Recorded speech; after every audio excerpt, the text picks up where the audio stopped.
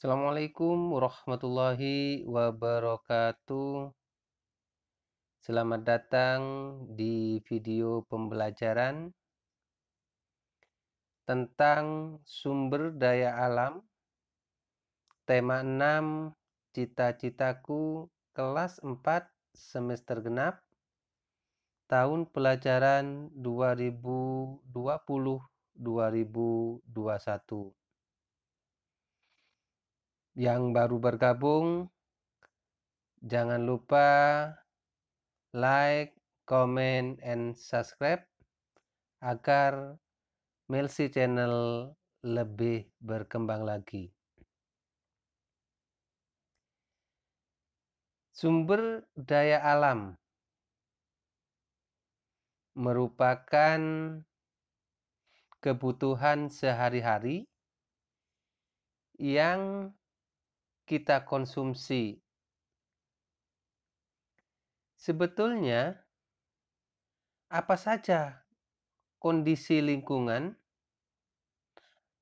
potensi sumber daya alam terhadap kegiatan ekonomi penduduk atau kegiatan ekonomi masyarakat.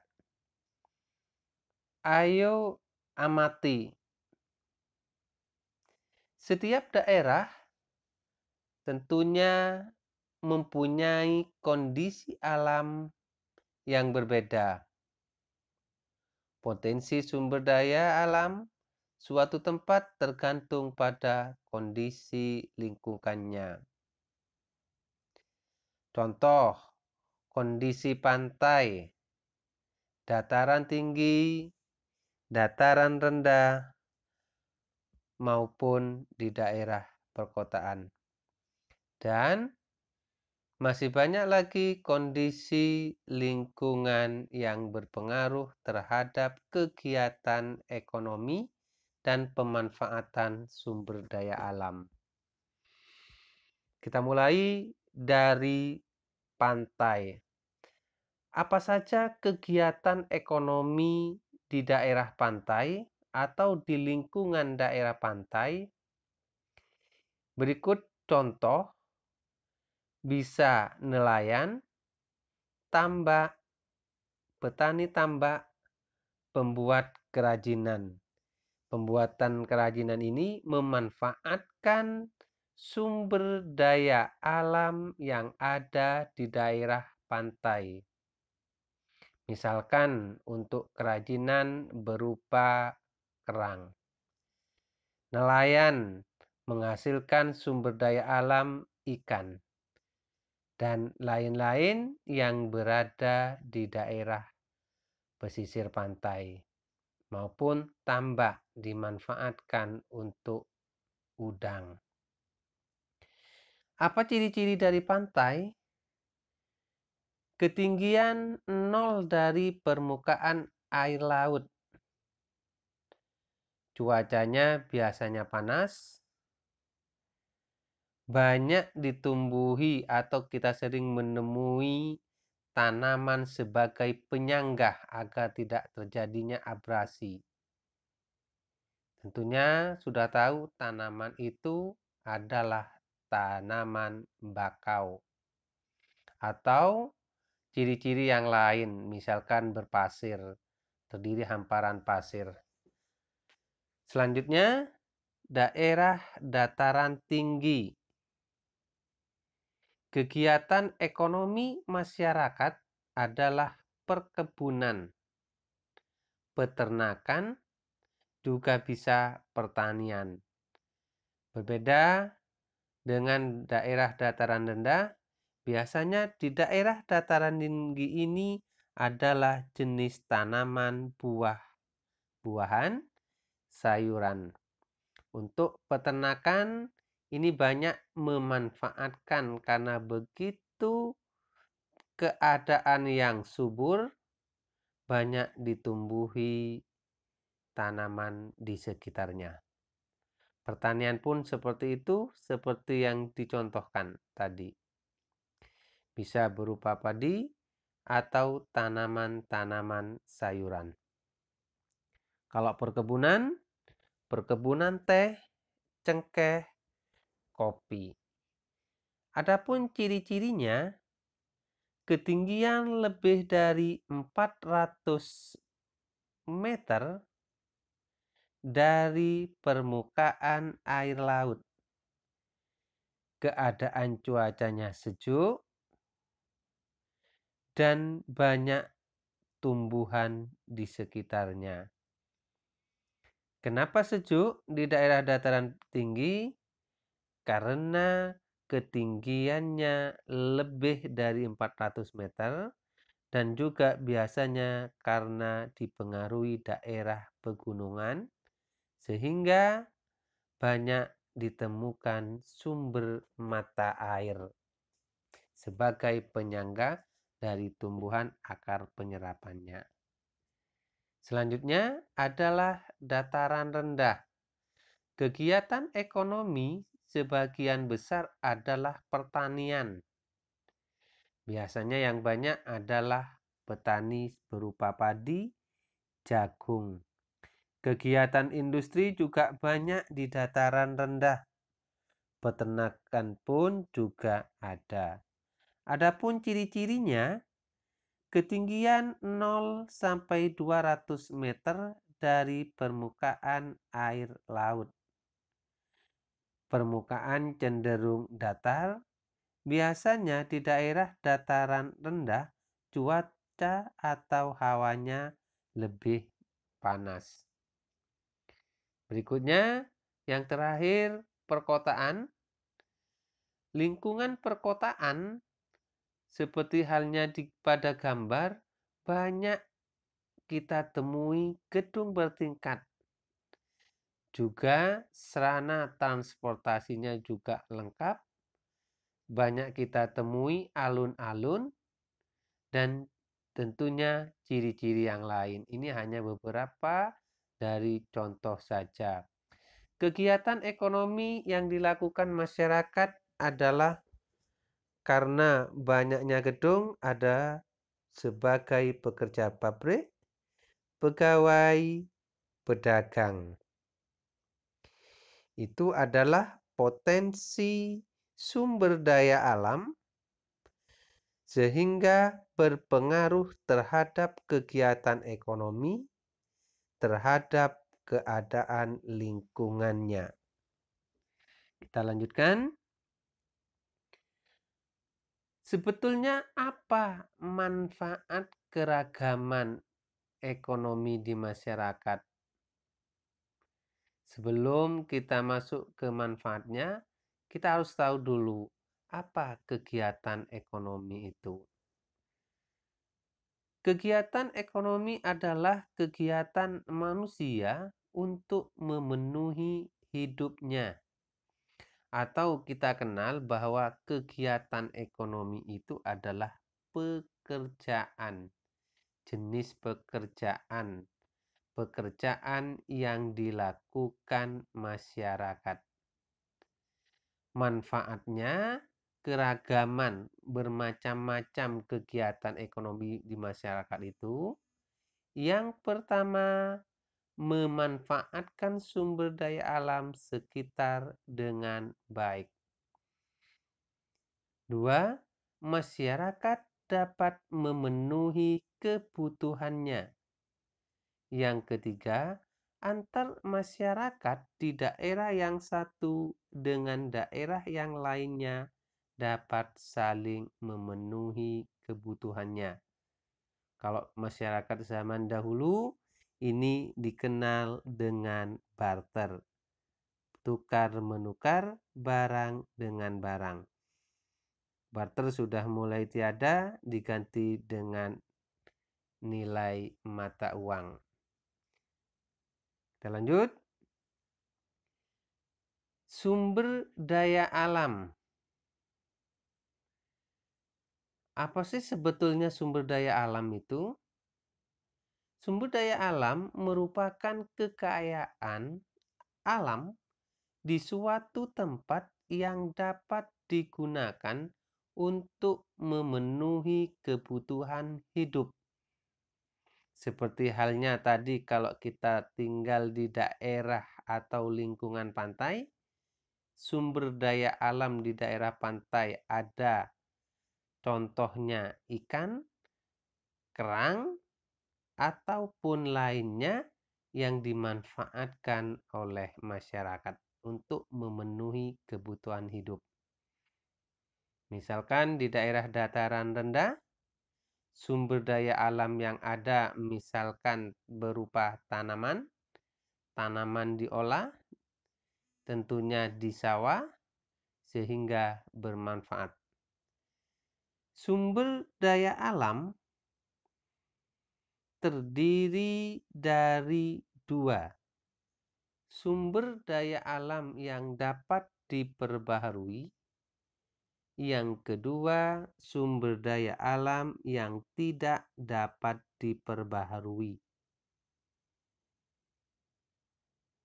Apa perbedaan dari keduanya? Kalau sumber daya alam yang dapat diperbaharui, sumber daya alam yang dapat dihasilkan kembali setelah digunakan.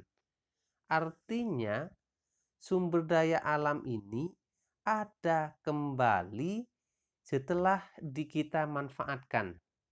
Apa contohnya?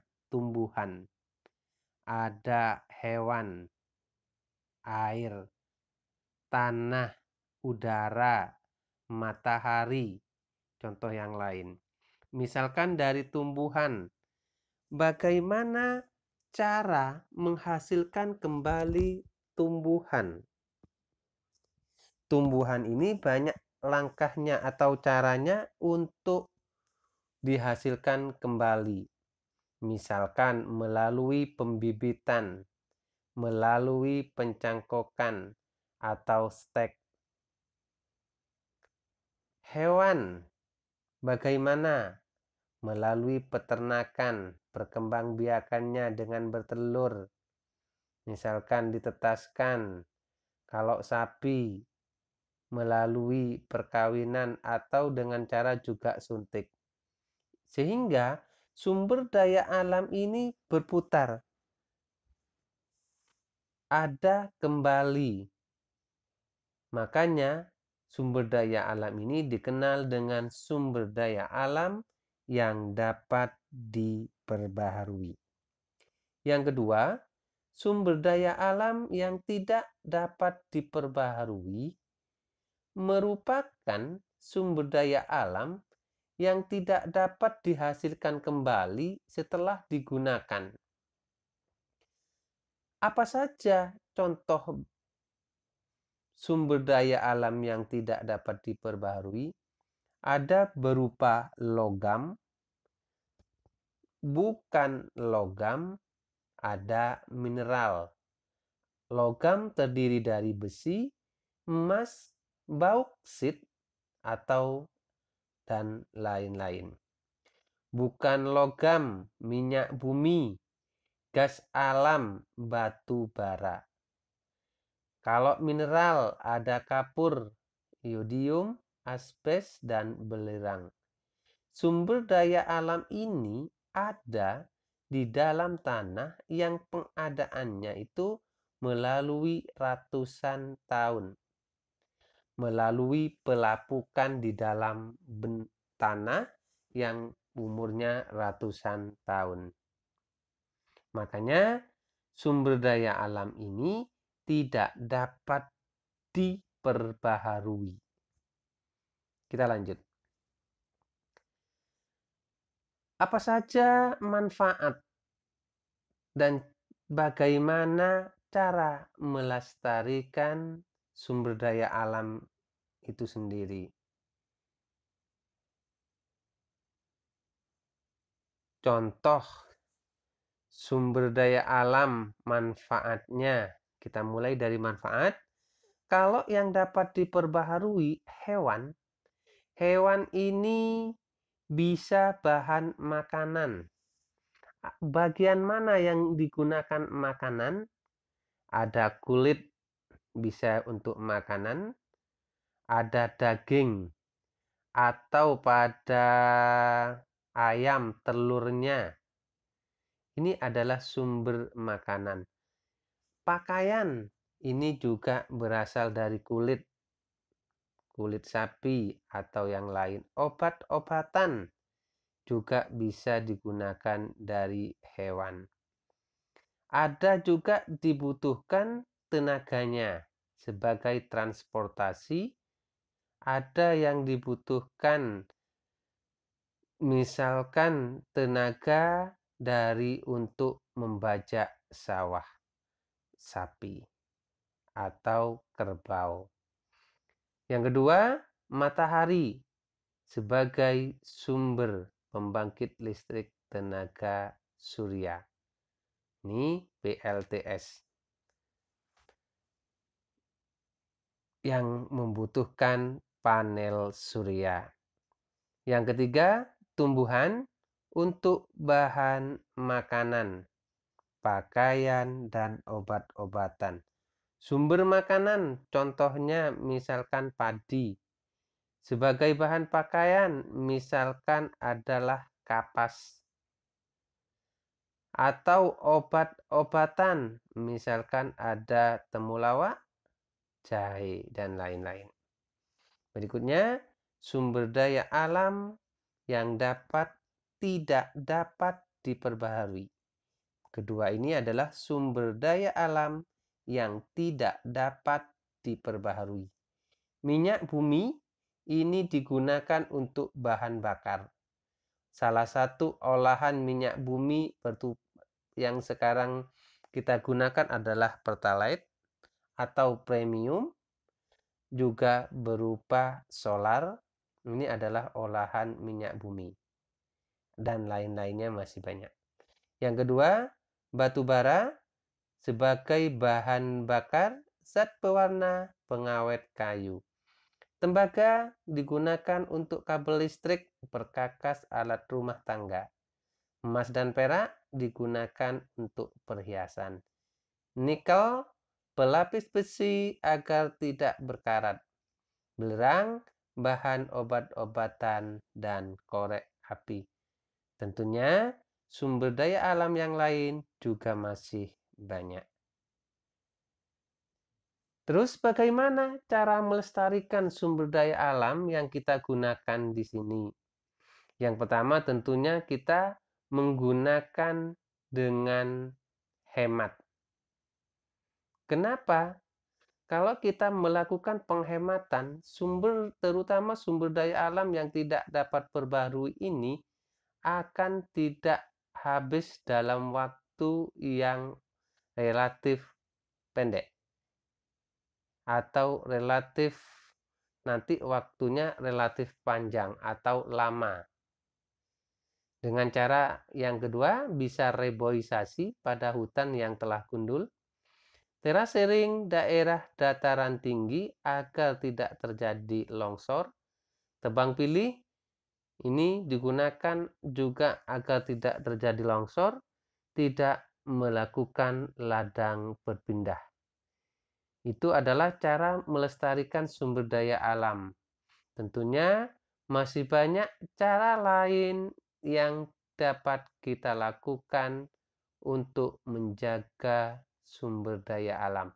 Contoh, kalau kita sumber daya alam yang ada di laut, tentunya tidak boleh membuang limbah.